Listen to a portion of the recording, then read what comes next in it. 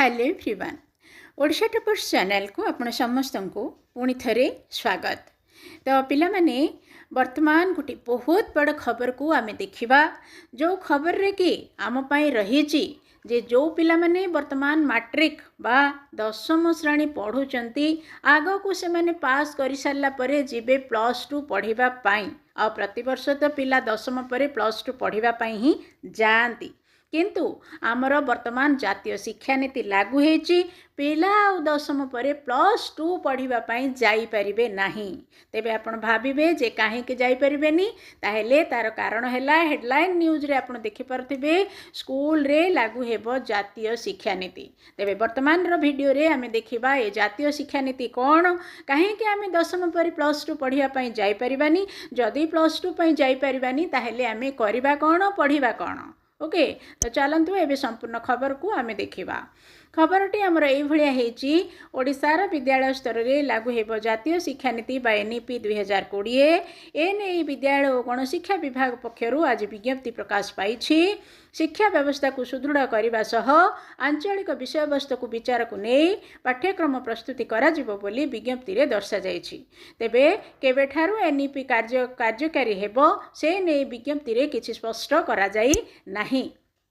जेतेबेले कि आउ 2 मास परे नूतन शिक्षा वर्ष आरंभ होगा जाउछि इंग्राजी माध्यम विद्यालय गुड़िक इतिमध्य 2025-26 शिक्षा वर्ष पाई नामलेखा प्रक्रिया आरंभ कर सारे।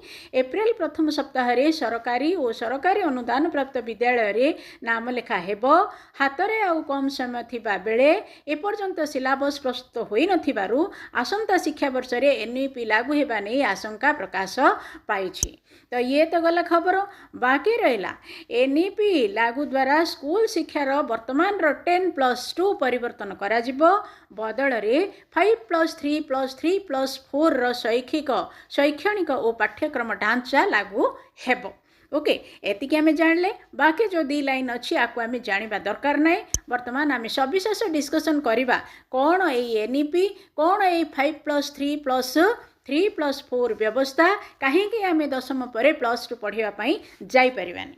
तार कारण है पिला माने प्रतिवर्ष पिला 10वीं अर्थात मैट्रिक को 10 कह जाए तापर 11 और 12 ताकू कह जाए आमर +2 जोटा कि पिला कॉलेज जाइकी पढ़ती बहुत मौजा मजलिस करती निजको पूरा स्वाधीन भाव में भावती।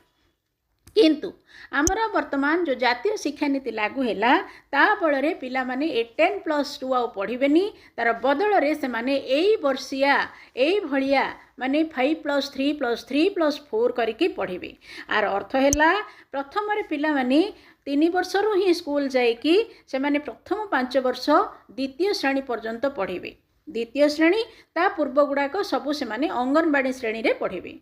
बाकी तापरे तृतीय चतुर्थ पंचम आउ 3 वर्ष पढ़िबे। तापरे षष्ठ सप्तम अष्टम आउ 3 वर्ष पढ़िबे। तापरे जोटा आमर रहिला शेष 4 वर्ष एटा पिला कॉलेज को न जाइकी 9 10 11 12 ए सबू गुड़ाक से माने कोठी पढ़िबे ना से माने स्कूल रे ही पढ़िबे। आगरू एटा थिला आमर 10 तापरे 11 12 कहले ताकू आमर कौन कह जाउथिला +2 कह जाउथिला जोटा कि आमे कॉलेज जाइकी पढ़ुथुलु। किंतु वर्तमान कॉलेज न जाइकी पिला माने शेष 4 वर्ष से स्कूल रे ही पढ़िबा को पड़िबो जोटा कि 9 10 11 12 एई भलिया भाव रे पढ़िबा को पड़िबो। तेबे जहाँ भी हो एथिरे हमर लाभ हबो। आमे कॉलेज को नुआ करिकी तो जीवानी स्कूल रे ही रही की पढ़िबा किंतु एथिरे हमर बहुत प्रकार लाभ अछि। विभिन्न प्रकार माने पिलांक लाभ हैला भलिया शिक्षा व्यवस्था करिकी 2025-26 रु हमर जातीय शिक्षा नीति लागू हबो। तो वीडियो को आमे शेयर करिबा ओडिशा टॉपर्स चैनल को सब्सक्राइब करिकी रखिबा। धन्यवाद।